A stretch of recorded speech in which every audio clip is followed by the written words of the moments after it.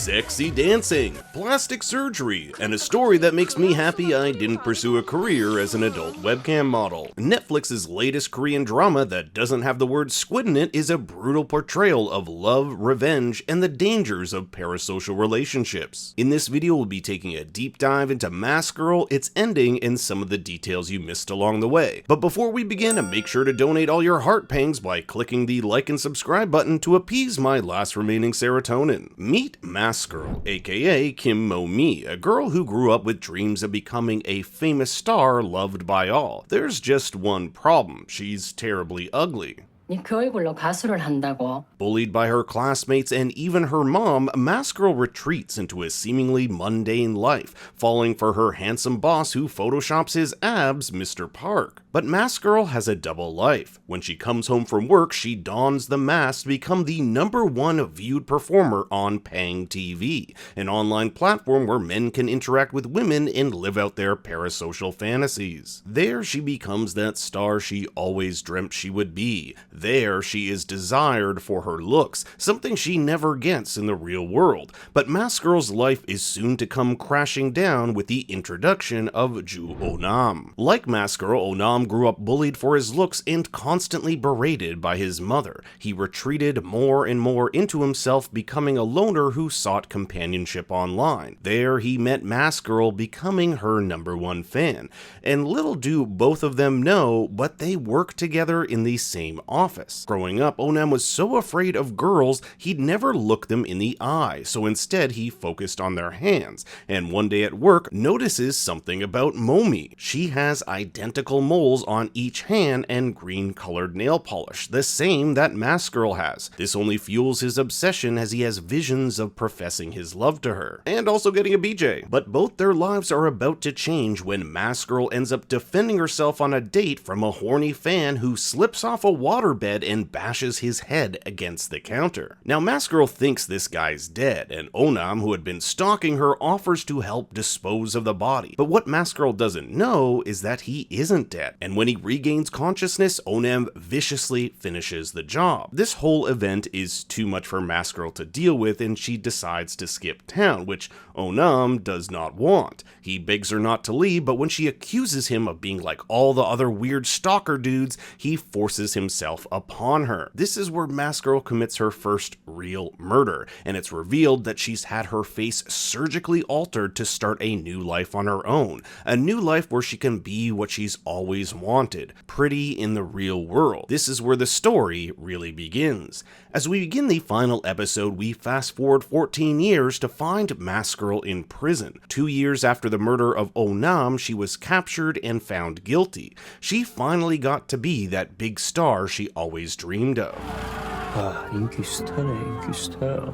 But in those 2 years before her capture, Mask Girl gave birth to a daughter, Mi-mo. Not to be confused with Mo-mi, which is Mask Girl. When Oh-nam forced himself upon her, he knocked her up, and Mask Girl abandons Mi-mo and sends her to live with her abusive grandmother. Under normal circumstances, this would be the end of the story and life would go on. But it's the determination of one woman that leads us to the story's chilling climax. Meet Kim Kyung-ya, the mother of Oh-nam. She grew up a single mom working countless undesirable jobs to provide for her boy. When she finds out her son was murdered by Mask Girl, she vows to track her down and kill her. And boy, is she determined. She takes computer classes in an effort to gain clues as to Mask Girl's whereabouts, befriends seedy men who run Mask Girl fan sites, and travels across the country in her search. She eventually finds Mask Girl, but is outsmarted by her and her friend Chun-ai. Mask Girl, believing that Kyung-ya is dead, dumps her body and car in a lake, but Kyung-ya survives. She continues her plans for revenge, but they're thwarted when Mask Girl is arrested. But soon, there's an even more nefarious way she finds that she can get back at her. Upon learning Mask Girl has a daughter, Kyung-ya devises an elaborate plan to befriend Mi-mo while simultaneously destroying her life. She wants Mask Girl to watch as she ruins her daughter's life,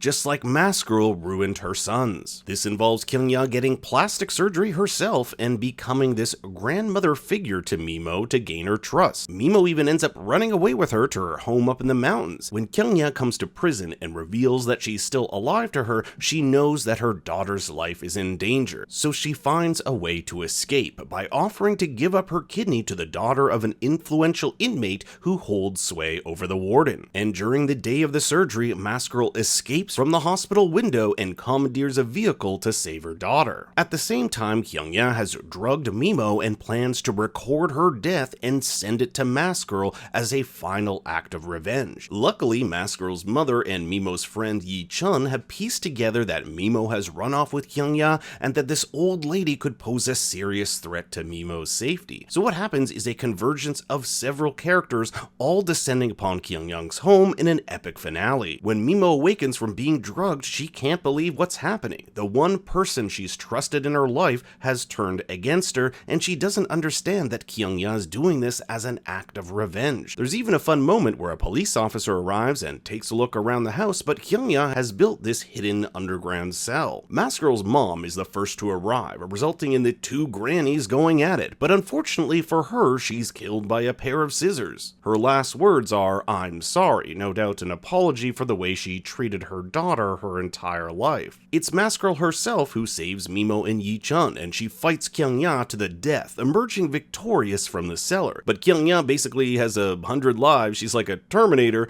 returning for one final salvo as the police surround the house. Kyungya aims her shotgun at Mimo, but Mask Girl steps in the way, sacrificing herself so that her daughter can live. Kyungya is shot by the police and killed as well. This is how you know you're dealing with a Korean show and not an American one, because even as Kyungya aims her gun, the police are still trying to talk her down instead of immediately blasting her to Kingdom Come. The ending is one of tragedy, with Mask Girl, her mother, and Kyungya, along with countless others along the way, dead. But there is some silver lining. Mimo goes to live with her friend Yi Chun and her family, and she says that the hate she felt in her heart toward other people has been lifted. The nightmares she had of her mother have also disappeared. While going through her mother's things, she uncovers some maracas and a camcorder, relics from the 1980s when her mother still had those dreams of becoming famous. Her mother's dream was to become a person everyone loved very much, and the tragedy is that she never got that. But Mimo knows her mother's final act was one of selfless love.